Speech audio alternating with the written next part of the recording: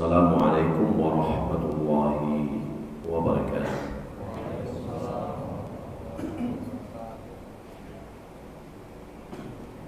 Innal hamdalillah nahmaduhu wa nasta'inuhu wa nastaghfiruh wa na'udzu billahi min shururi anfusina wa min sayyiati a'malina.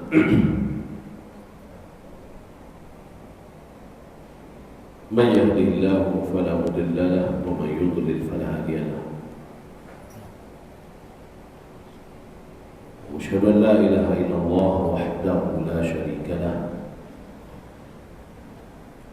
wa asyhadu anna Muhammadan abduhu wa rasuluh. Allahumma salli wa sallim ala nabiyina Muhammad wa ala alihi wa sahbihi ajma'in. Allahumma la ilma lana illa ma 'allamtana innaka antal 'alimul hakim. Allahumma 'allimna ma yanfa'una wa anfa'na bima 'allamtana wa zidna 'ilma. Allahumma inna nas'aluka 'ilman nafi'an wa rizqan thayyiban wa 'amalan mutaqabbalan. Kaum muslimin dan muslimat sedang jamaah subuh yang dimuliakan Allah Subhanahu wa taala. Alhamdulillah, segala puji bagi Allah Subhanahu wa taala yang senantiasa mencurahkan nikmat dan karunia-Nya kepada kita. Salawat dan salam semoga dan berkah Allah Subhanahu wa taala kepada Nabi kita Muhammad sallallahu alaihi wasallam. Allahumma shalli ala Muhammad wa ala alihi.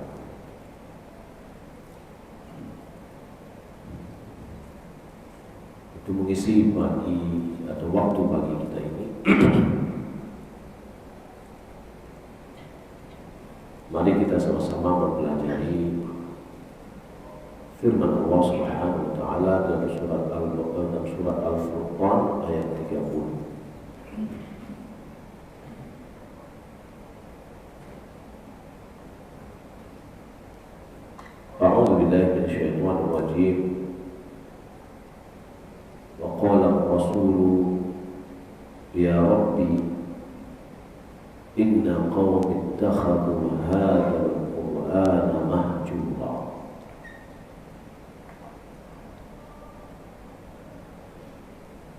Allah Subhanahu wa taala berfirman, wa qala ar-rasul, dan Rasul berkata,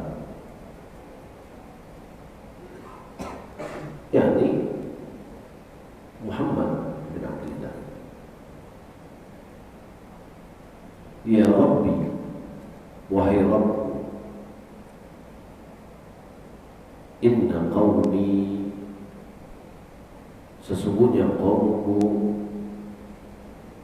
ittakhadhu hadzal qur'ana mahjura, mereka telah menjadikan Al-Quran ini mahjuran, sesuatu yang ditinggalkan.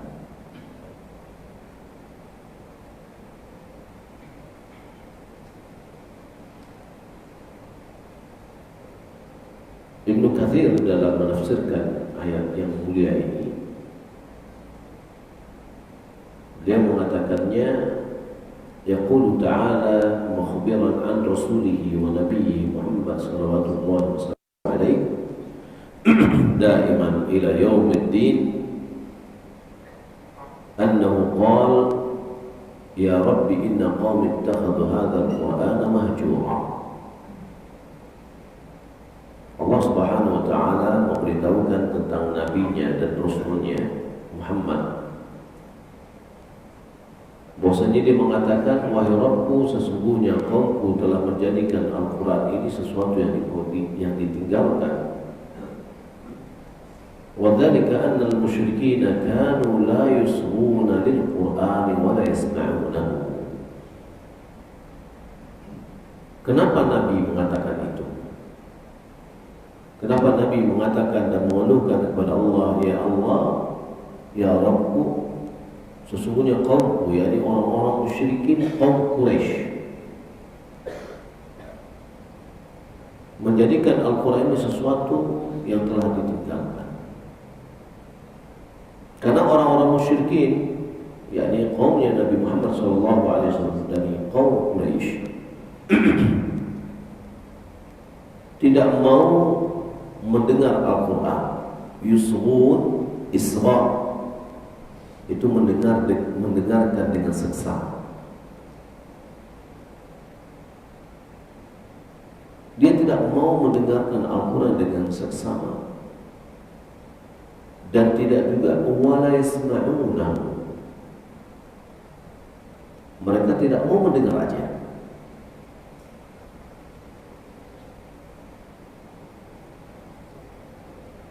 Dalam Al-Quran, untuk mendengar Al-Quran itu ada 3 tahap.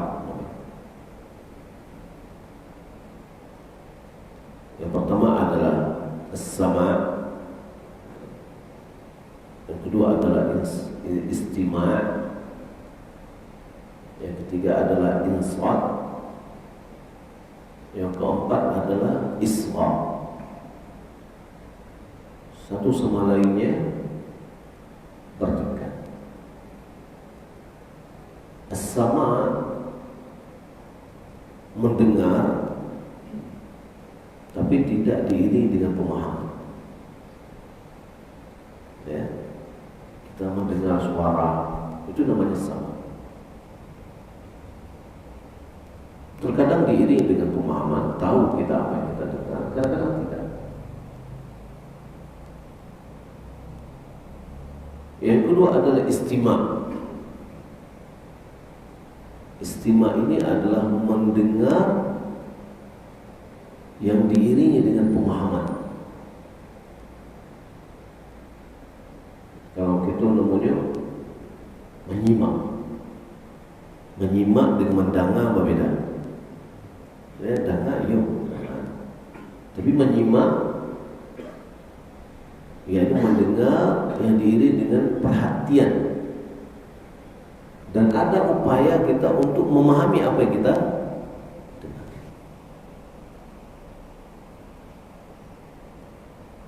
Yang ketiga adalah insat. Insat itu mendengar dan meninggalkan hal-hal yang mengganggu istima'. Ya, insat mendengar dan meninggalkan hal-hal yang mengganggu istima'. Apa saja yang mengganggu istima'? Berbicara, beraktivitas, bergerak, sedang sibuk dengan HP, itu pasti istima'nya terganggu. Ya, maka kalau begitu kita tidak boleh main HP. Betul-betul fokus, itu namanya diam dan mendengar. Itu namanya insat. Nah, kaitannya dengan ini, itu firman Allah Subhanahu wa taala adalah wa idza quri'al qur'anu fastami'u lahu wa ansitu. Apabila Al-Quran dibacakan, fastami'u, yani istima', dengarkan dengan seksama, wa ansitu, jangan kerajuan hal-hal yang, atau tinggalkan hal-hal yang mengganggu istima'.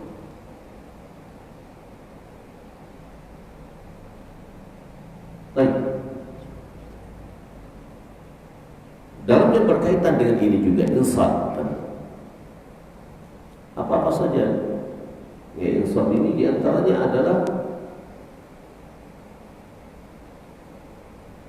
perintah Nabi SAW, ya, bagi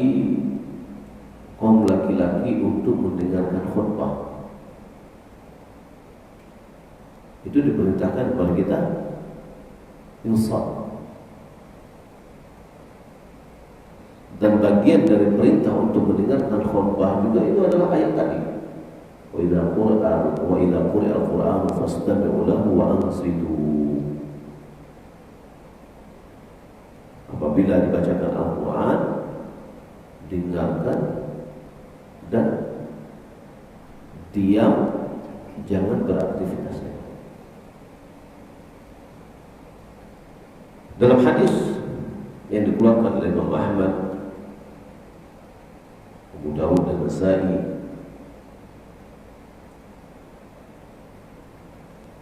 yang dikeluarkan oleh Imam Tirmidzi dari hadis Aus bin Aus, Rasulullah sallallahu alaihi wasallam mengatakan, "Man igtasala yaumul jum'ati wa ghassala wa bakkara wa ibtakara wa dana wastama wa ansar." Siapa yang mandi pada hari Jumat atau menyengajakan mandi, kemudian dia menyegerakan atau bersegera, lalu dia mendekat kepada imam, kemudian dia istama'a wa ansar, ya, dia mendengar khutbah, dia diam, tidak beraktivitas yang lain, ya, dia tidak melakukan aktivitas yang bisa mengganggu istima' dia. Kana lahu bi kulli khutwatin yakhtuha ajru sanatin siyamuha wa qiyamuha. Maka setiap langkah yang dilangkahkan yang menuju masjid itu pahala 1 tahun orang yang puasa dan sholat malam. Hadis ini disahihkan oleh Syekh.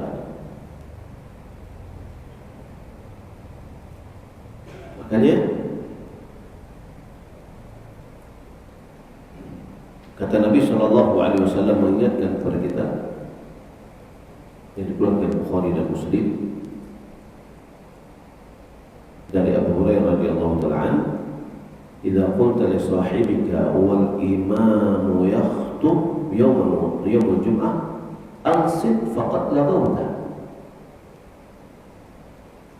Jika seandainya engkau mengatakan kepada saudaramu, imam sedang menyampaikan khutbah pada hari Jumat, kita dikatakan, diam. Tujuan kita bagus atau tidak? Bagus. Supaya orang yang mengicik di samping awal tidak mengicik. Tujuan bagus. Lalu kita diamkan itu. Diam. Apa kata Nabi? Faqad laghawta. Engkau telah menyia-nyiakan.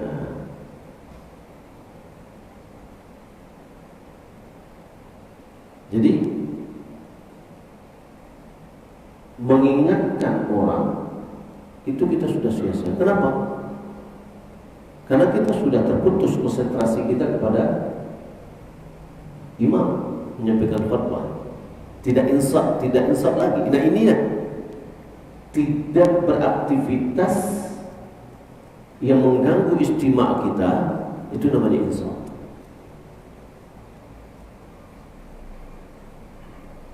Baik.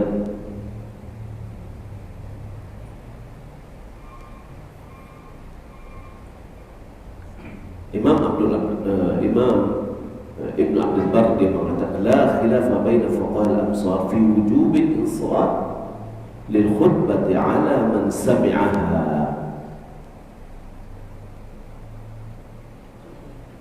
Tidak ada khilaf, perbedaan ulama antara ahli fikih dunia akan kewajiban insat. Insat tadi apa? Diam, tidak beraktivitas yang mengganggu istima'. Sampai menegur kawan aja dah.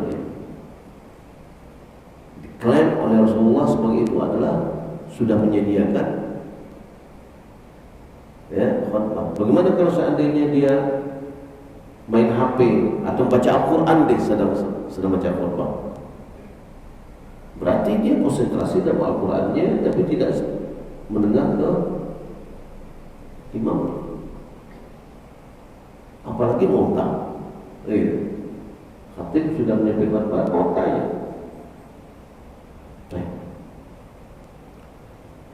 Maka wajib insan untuk khutbah terhadap khutbah bagi orang yang mendengar khutbah.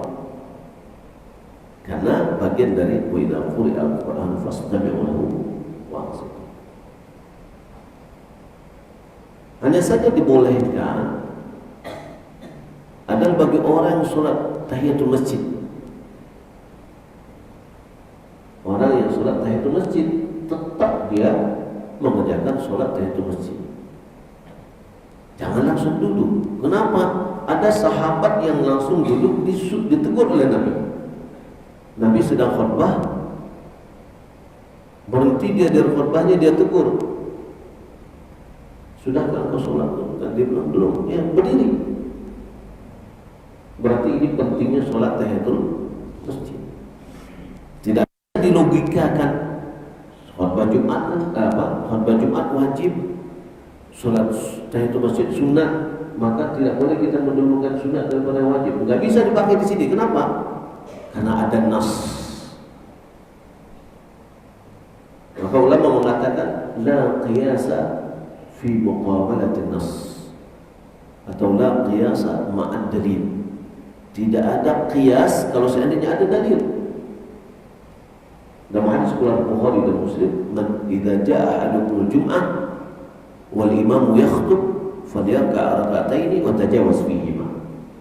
Apabila salah seorang dari kamu datang ke masjid dan sudah Jumat, imam sedang menyampaikan khutbah, maka sholatlah 2 rakaat dan ringankan.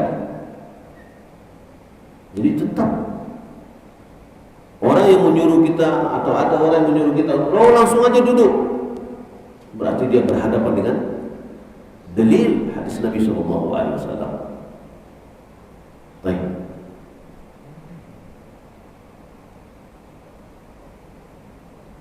Ada lagi yang lain dalam hadis Nabi SAW.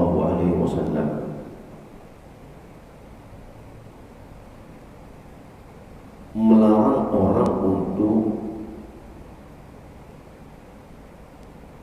memegang hasa.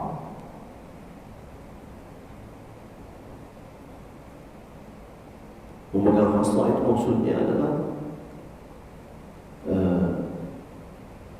menyentuh kerikil sedang sholat Jumat. Apa kata Nabi SAW? Man massal hasa faqad laqa.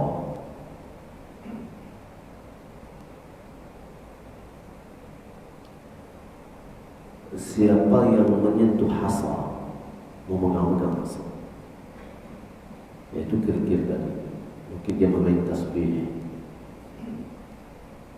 atau main-main yang lain, sungguh dia telah sia-siakan Jumatnya. Baik. Berarti ini juga maknanya adalah bukan tujuan hanya sebatas memegang itu. Artinya mengingat kepada kita harus betul-betul kita mendengar dan istimewa kepada khutbah, jangan menyia-nyiakan, jangan disebutkan. Ada sebuah problem yang kita hadapi sekarang. Apa kira-kira? Kota infak. Kadang-kadang ada limo kota infak sekali jalan. Ada lo yang pakai kotak lubang ketik. Pasti orang tadi ketika dia jangankan untuk menggeser aja, jangankan untuk menaruh uang, menggeser aja sudah butuh konsentrasi. Ya,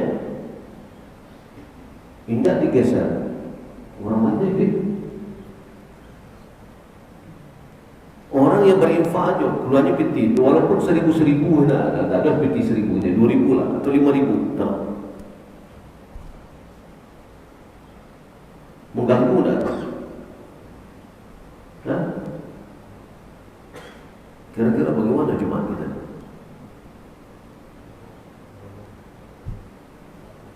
Jangan sia-sia jemaah kita. Nah ini perlu ditinjau kembali oleh pengurus masjid. Jangan-jangan kita sebagai pengurus masjid sudah menyanyiakan sholat orang yang banyak. Ya, ini perlu ditinjau ulang hadis ini. Nah, kan kesempatan mengumpulkan uang. Ya, saya sholat di mana kemarin ya?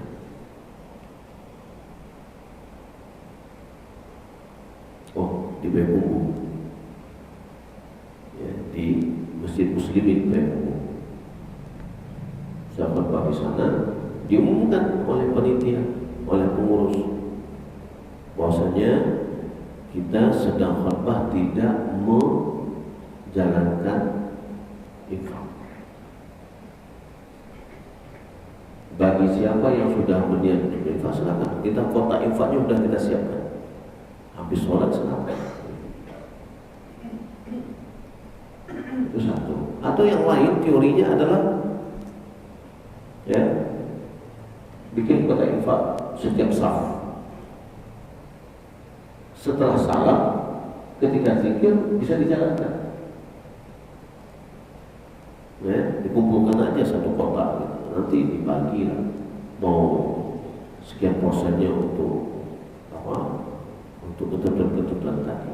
Untuk ketentuan misalkan untuk MDA, untuk apa. Tapi yang terpenting apa? Jangan kita menjadi yang mengganggu ya, atau menjadikan sholat orang tidak sah. Baik, ini dari mana kita belajar ini? Dari kata-kata insaf, istima' dan insaf. Ini sangat penting.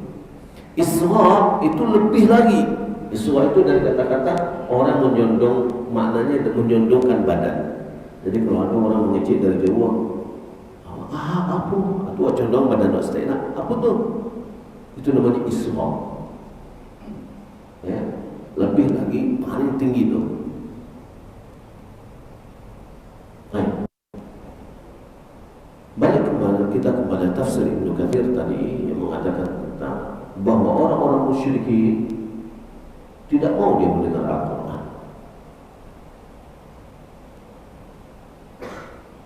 Sebagaimana firman Allah Subhanahu wa taala dalam surah Fussilat ayat 26, wa qala alladziina kafaru la tasma'u li hadzal Qur'an walghaw fihi la'allakum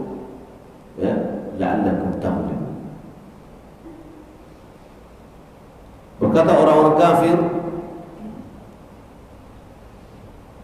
janganlah kalian mau mendengar Al-Quran ini, dan walghaw fihi, sibukkan, ya, bikin heboh, ya, bikin hiruk pikuk, la'allakum taghlibun, agar kalian bisa mengalahkan mereka. Maka wakanu, orang-orang musyrikin, idza tuliya alaihimul Qur'an, apabila dibacakan kepada mereka Al-Qur'an, aktsarul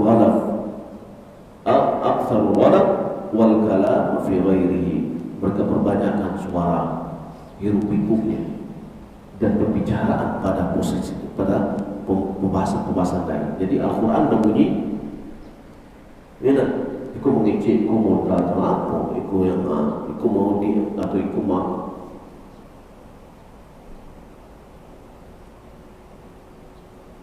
Hatta la yasma', sampai tidak bisa mereka mendengar Al-Quran. Baik. Bagaimana dengan orang waktu beralih diputarnya Al-Quran, menjadikan beralih Islami gitu ya. Dibunyikan Al-Quran, tapi yang datang mota juga, yang lain si bujuk. Itu mendengarkan Al-Quran atau gitu ya, bersikap yang tidak beradab dengan Al-Quran,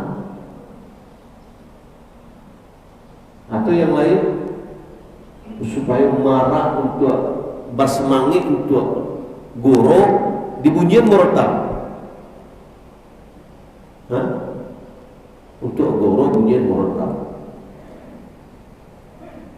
Itu termasuk hadap kita dengan Al-Quran enggak tuh? Tidak. Nabi SAW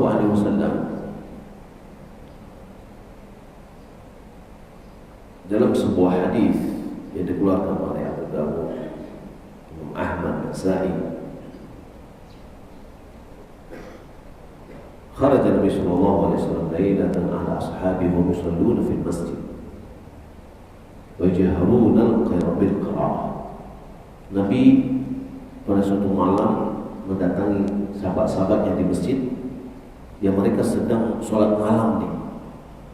Sholat malam dia, taruhlah misalkan di dalam masjid ini sekian orang sholat malam, satu sama lainnya sholat sendirian dan mengangkat suaranya, bacaannya.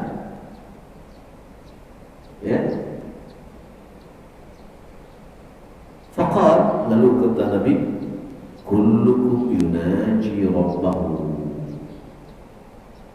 Masing-masing kalian bermunajat kepada Rabbnya, meminta, memohon kepada Rabbnya. Fala yajhar ba'dukum ala ba'din bil Qur'an. Ya. Fala yajhar ba'dukum ala ba'din bil Qur'an. Janganlah sebagian kalian mengeraskan bacaannya kepada sebagian yang lain. Bacaan apa? Bacaan Al-Quran. Baru itu kau tidak boleh. Boleh jadi bacaan Al-Quran ini mengganggu yang orang yang sedang sholat. Yang satu walaupun dia sholat, dia sholat, tapi kawannya ini sedang sholat juga, ya, mengganggu. Sehingga dalam riwayat yang lain dikatakan, fala yu'dhi ba'dukum ba'dha wa la yarfa'u ba'dukum 'ala ba'din fil qira'ah. Janganlah sebagian kalian mengganggu sebagian yang lain. Janganlah sebagian kalian mengangkat suara di dalam bacaannya terhadap yang lain. Ini bisa kita kembangkan nih. Berarti ini orang sedang sholat, tidak boleh sholat malam. Sholat malam itu disunatkan untuk dijaharkan, tapi jangan sampai mengganggu yang lain kalau seandainya ada. Baik. Sekarang masjid sedang sholatnya, bacaan imam keluar atau ke dalam? Nah, keluar juga. Terkadang kita sebagai imam terganggu oleh tidak konsentrasi kita karena terganggu oleh bacaan masjid yang lain. Boleh jadi bacaannya, boleh jadi iramanya terkadang terganggu juga. Baik. Orang yang di rumah ada sedang sholat kan? Boleh jadi ada yang sedang sholat, terganggu juga. Ada yang sedang mungkin kalau malam untuk membangunkan orang dengan bacaan murattal kita bunyikan. Orang ada yang sholat malam bermunajat kepada Rabbnya, terganggu. Ya. Tujuan kita apa? Membangunkan orang dari tidurnya. Bagus, tujuannya bagus, tapi ketika kita tidak mengikuti alur yang ada, cara membangunkan orang dari tidurnya ada apa? Azan pertama yang diajar oleh Nabi. Bila Nabi memiliki dua muadzin dan Ibnu Ummi Maktum. Bilal azannya pertama, selalu azan pertama. Sehingga Nabi mengatakan, idza adzana al-Bilal kulu washrabu. Apabila Bilal azan, makan dan minumlah. Fa innahu yu'adzinu bil-lail. Karena dia azan pada malam hari. Itu selalu di bulan Ramadan atau di luar Ramadan. Karena di luar Ramadan ada juga orang yang berpuasa kan. Kemudian tujuan dari azannya Bilal adalah mengingatkan orang yang sudah lama sholat malam, sudah lebih awal, mengingatkan dekatnya dengan subuh. Kalau Ibnu Ummi Maktum azan, maka tahan, ya, mulai berpuasa. Nah, itu jangan dirubah. Maka sunnahnya atau sunnahnya satu masjid itu 2 muadzin. Dan azan pertamanya permanen sebulan, gitu.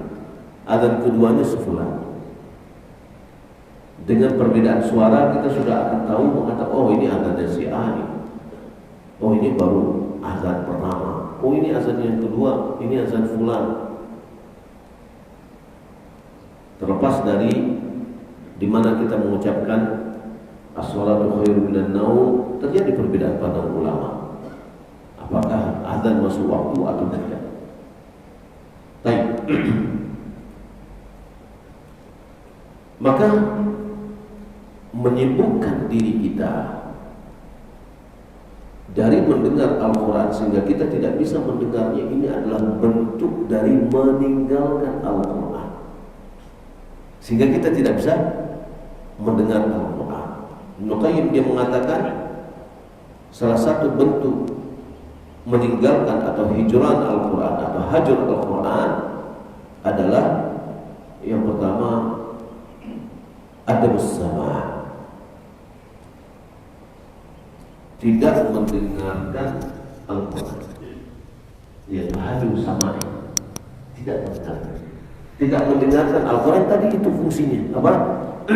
Di antara bentuk berbicara pada saat Al-Quran diputarkan atau dibaca, itu adalah bentuk proses sehingga orang tidak bisa mendengar Al-Quran. Ini yang pertama. Yang kedua, ya, Imam Ibnu Katsir dia mengatakan wa hadza min hijranihi. Ini adalah dalam bentuk meninggalkan Al-Quran. Tidak mendengarnya adalah meninggalkan Al-Quran. Wa tarku ilmihi wa hifdhihi aidan hijrani. Tidak mengilmui Al-Quran atau mempelajari dan tidak menghafalnya, itu juga bentuk dari meninggalkan Al-Quran. Nah, di sini walaupun kita sudah tidak sekolah lagi, sudah berumur, tapi coba kita punya niat. Niat ini adalah proyek seumur hidup. Apa? Proyek untuk menghafal Al-Quran. Di hafal Quran. Bilulah hafal Quran. Ya, mati yang mau dulu sebelum hafal Quran. Sudah hafal Quran. Niatkan dari sekarang. Dan sekarang saya mau pengen menghafal Quran. Laisa ayat seminggu, tapi ada upaya awal menghafal Al-Quran. Ya, kalau kita menghafal, sedang ada upaya menghafal Al-Quran, tahunya ajal datang, maka berarti kita diwafatkan Allah dalam keadaan sedang berupaya menghafal Al-Quran. Subhanallah. Sama dengan ibadah lain. Oh, si fulan meninggal dunia sedang sholat, si fulan sedang meninggal dunia sedang berpuasa, si fulan sedang meninggal dunia sedang beribadah yang lain, ya. Si fulan meninggal dunia sedang upaya untuk baca menghafal. Tapi kalau tidak ada niat sama sekali, berarti si fulan meninggal dunia, gitu aja. Innamal a'malu binniyat wa innamal likulli imri'in ma nawa. Boleh jadi, ya, niat kita ini, dengan apabila niat kita ikhlas, jujur, mudah-mudahan Allah sampaikan. Salah seorang dosen pernah ada bercerita bahwasanya ada seorang di Madinah itu umurnya sudah seorang kakek berumur 70 tahun. Dia datang kepada seorang yang guru Al-Quran di dalam Masjid Nabawi. Dia katakan, Syekh, tolong perbaiki bacaan saya. Jadi pengen tahsin tilawatul Quran. Lalu dia, oke, silakan baca Al-Quran kamu. Lalu dia bicara, oh maaf Syekh, aku tidak bisa membaca. Kata Syekh, baca banyak, aku memperbaiki bacaan Anda tidak bisa baca Al-Quran. Kata kakek ini, anggap aja orang butuh.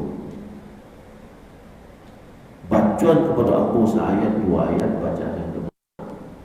Aku ulang-ulangi bacaan. Subhanallah, 5 tahun ketika dia berumur 75 tahun hafal Al-Quran. Dia tidak bisa membaca Al-Quran. Umurnya sudah dimulai dari 70 tahun. Dengan niat yang jujur, dia lakukan sampai 5 tahun dia bisa hafal Al-Quran. Nah, terus ada proyek setiap hari 1 ayat betul-betul kita hafal. Mungkin kini orang penghafal Quran sebelumnya, tidak. Ya, coba berapa ayat di dalam Al-Quran dibagi per hari si ayat. Apalagi ayat itu banyak yang berulang-ulang, ya, atau yang berdekatan, lebih agak mudah. Baik. Maka ada perlu supaya jangan kita tergolong kepada orang yang meninggalkan Al-Quran. Hendaklah kita punya niat untuk menghafal Al-Quran.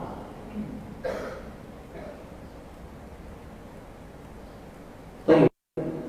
Kemudian Imam Ibnu Katsir melanjutkan bahwa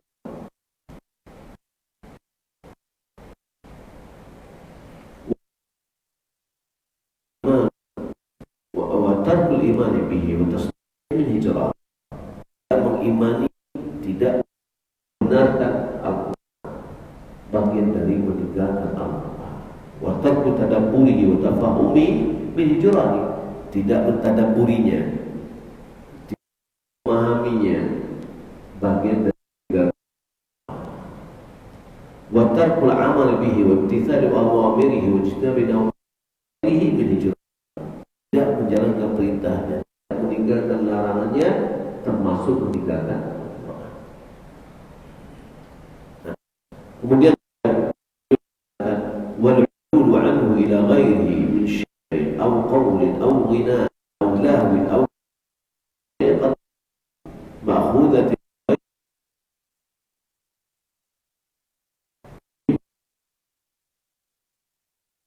atau berpaling dari Al-Quran, pindah kepada membaca syair, membaca perkataan-perkataan, membaca SMS, membaca WA. Jangan-jangan kita ini termasuk orang pun sudah meninggalkan Al-Quran. Lebih banyak kita membaca perkataan manusia daripada perkataan Allah Subhanahu wa Ta'ala. Ghina, yaitu nyanyi-nyanyian, sibuk dengan nyanyi dan yang lainnya, atau perkataan yang lain, atau cara yang lain yang diambil dari selain dari Al-Quran, itu adalah bagian dan bentuk hijrah Al-Quran. Ibnu Qayyim dia mengatakan hijrah Al-Quran anwa, meninggalkan Al-Quran itu ada bermacam-macam. Ahaduha, satu, hijrah usama'i, tidak mendengar Al-Quran, wal imani bihi wal isra'i ilaihi, tidak beriman kepadanya dan tidak mendengar dengan seksama. Yang kedua, hijran al-amal bihi, tidak mengamalkan Al-Quran, itu adalah hijran. wal wuqufi inda halal harami, yakni melaksanakan halal dan meninggalkan haram. Wa in qara'ahu wa amana bihi, walaupun dia membaca dan mengimaninya, tapi dia tidak menghalalkan yang halal dan mengharamkan yang haram, berarti termasuk juga hijrah Al-Quran. Yang ketiga, hijrah tahkimi wa tahakumu ilaihi fi usuluddin wa furu'ih. Tidak menjadikan Al-Quran itu sebagai hakim, ya, baik dalam usul maupun furu'. Maka itu juga adalah bentuk hijrah Al-Quran. Yang kelima, hijrah istishfa' wa tadawi fi jami' amrad al-qulubi wa adwa'iyah. Tidak berobat dengan Al-Quran dalam penyakit, khususnya adalah penyakit hati. Maka itu termasuk juga hijrah Al-Quran, meninggalkan. Karena Al-Quran itu sendiri Allah Subhanahu wa taala turunkan, dia adalah obat untuk segala, obat bagi penyakit. Maka sudah terbukti bahwasanya Al-Quran juga bisa mengobati, ya, penyakit fisik juga. Ya, penyakit fisik, apalagi non fisik. Karena fisik kita ini makhluk. Kalau seandainya Allah Subhanahu wa taala mengatakan, "Law anzalna hadzal Qur'ana 'ala jabalin la ra'aitahu khashi'an mutasaddi'an min khasyatillah." Kalau seandainya Al-Qur'an ini diturunkan ke gunung, pasti dia sudah pecah, langkah, dan karena takut kepada Allah. Karena gunung itu apa? Makhluk Allah. Dalam ilmu IPA kita katakan gunung itu adalah benda padat, gitu ya. Subhanallah, batu pernah bersalam kepada Nabi. Ya, pelepah korma menangis ketika ditinggalkan oleh Nabi. Makhluk Allah Subhanahu wa taala. Ya, apalagi tubuh kita, apalagi penyakit. Kalau sekarang juga misalkan takut kita dengan corona, ya, virus itu makhluk Allah. Ya, virus makhluk Allah. Dia akan berinteraksi dengan kalam Allah, firman Sang Khaliq. Nah, maka berobat dengan Al-Quran itu bagian dari mengenal Al-Quran, dan tidak berobat dengan Al-Quran itu sama termasuk bagian dari hijrah atau meninggalkan Al-Quran. Ya, sakit kita ruqyah diri kita sendiri. Anak kita sakit, kita ruqyah dengan Al-Quran. Ya. Baik. Mudah-mudahan apa yang kita sampaikan ini bermanfaat bagi saya sendiri dan bagi kita yang mendengarnya. Ya, kita berlindung kepada Allah Subhanahu wa taala agar Allah tidak jadikan kita dari orang-orang yang meninggalkan. Karena kadang apa sadar kita sudah lalai dengan Al-Quran, sibuk dengan dunia. Ya. Semoga Allah Subhanahu wa taala membimbing hati kita, membimbing diri kita, membimbing pikiran kita untuk bisa beradab dengan Al-Quran, beretika dengan Al-Quran, agar kita bisa menjalankan hukum-hukumnya dan selalu kita dekat dengan Al-Quran. Semoga kita menjadi teman Al-Quran, sahibullah. Wallahu ta'ala alam. Mohon maaf kalau seandainya ada kata yang tidak pada tempatnya. Terima kasih atas segala perhatiannya. Kita cukup di sini. Wassalamualaikum warahmatullahi wabarakatuh.